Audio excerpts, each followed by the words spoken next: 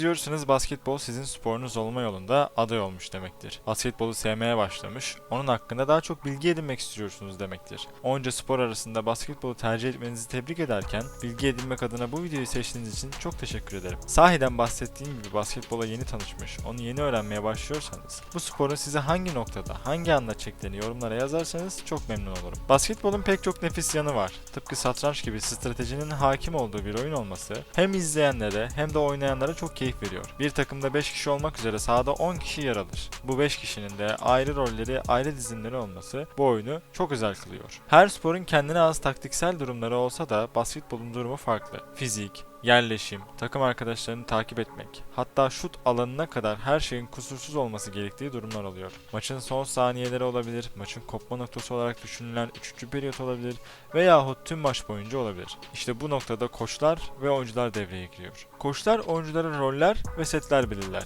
Roller setlere göre farklılıklar gösterir. Ancak bizim konumuz daha basite indirge bir konu. Ne o detay setlerden ne o rollerden bahsedeceğiz.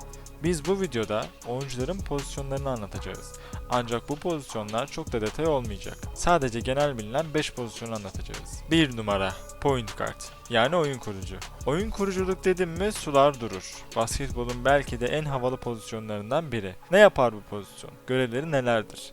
Nasıl oyunculardır? Oyun kurucular takımın en iyi top hakimiyetine sahip oyunculardır. Pas yeteneği en kuvvetli olan oyunculardır. Bu bir numaraların temel görevi koçun belirlediği setlere başlangıç ateşini vermektir. Takımın hücumunda lider rolünü üstlenirler. Genelde takımın en kısa oyuncularıdır. Tabii bu durum Ben Simmons gibi durumlarda değişiklik gösterebilir. Eğer top dağıtan, hızlı, lider bir oyuncuysanız, bir de boyunuz kısaysa oyun kurucu pozisyonuna oldukça uygunsunuz demektir. 2 numara Shooting Guard, yani şutör guard. 3 numara oyuncuları ile birlikte takımın en atletik oyuncuları genelde 2 numaralardır. 2 numara oyuncuları ortalama basketbol oyuncularının olduğu boya sahiplerdir. Yani 1.96 şutör guard oyuncu sayısı 1.90 üstü sayısından azdır. Bu oyuncular adı üstünde olduğu gibi şut kabiliyeti en iyi olan oyunculardır. Kanatlarda pozisyon alan, onun için bir sürü perde yapılan, şutu oldukça tehlikeli olan oyunculardır. Bu numaraya en iyi örnek Michael Jordan olmak üzere Kobe Bryant, Dwayne Wade, James Harden, Allen Iverson ve Ray Allen gibi isimler örnek verilebilir.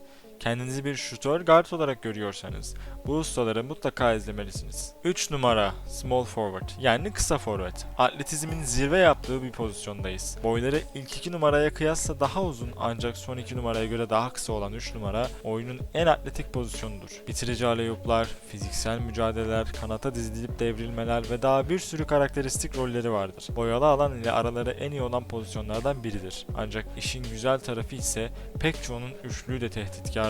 Fiziksel ve rol olarak yaptıklarını öğrendikten sonra yapmanız gereken oyuncuları izlemektir. Bu noktada izleyebileceğiniz en iyi 3 numara oyuncularına LeBron James, Kevin Durant, Kawhi Leonard, Jimmy Butler, Chris Middleton örnek verilebilir. Ancak şunu unutmamalıyız ki bir oyuncu birden fazla pozisyon oynayabilir. Bu oyuncunun yeteneğine ve yapabildiklerine bağlıdır. Örneğin LeBron James'i oyun kurucu pozisyonda veya rolünde izleyebilirsiniz. Bu tamamen oyuncuların kapasiteleriyle birlikte koçların tercih ettiği bir durum. 4 numara Power Forward, yani uzun forvet. Sırtı dönük oyun tarzını çok severler. 2 numara, 3 numara gibi olmasa da atletiklerdir. Pivot oyuncular ile kısa forvet oyuncuların arasında ince bir çizgi gibidirler. Bunun sebebi oyun tarzlarının iki tarafa da benzemesinden kaynaklanıyor. Örneğin Zion Williamson bir uzun forvet oyuncusu. Ancak lige gelmeden önce de geldikten sonra da oyun tarzı en çok benzetilen kişi LeBron James'tir. James'in 1'den 5'e her pozisyonda oynadığına şahit olduk. Fakat 4 numara oyuncusu Zion'ın asıl pozisyonu 3 numara olan LeBron'a benzetilmesi işleri karıştırıyor. Yani uzun forvet oyuncuları hem pivotlara hem de kısa forvetlere benzeyebiliyor. Genellikle sırtı dönük oyun dediğimiz post move'ları çok severler. Kendinize örnek almak isterseniz bu pozisyonda Dirk Nowitzki, Anthony Davis, Jason Tatum, Zion Williamson, Charles Barkley veya Karl Malone gibi nefis isimleri izleyebilirsiniz. 5 numara ve son oyuncumuz center, yani pivot. Tüm bu pozisyonlar arasında en ağır ve en güçlü olan pozisyona geldi sıra.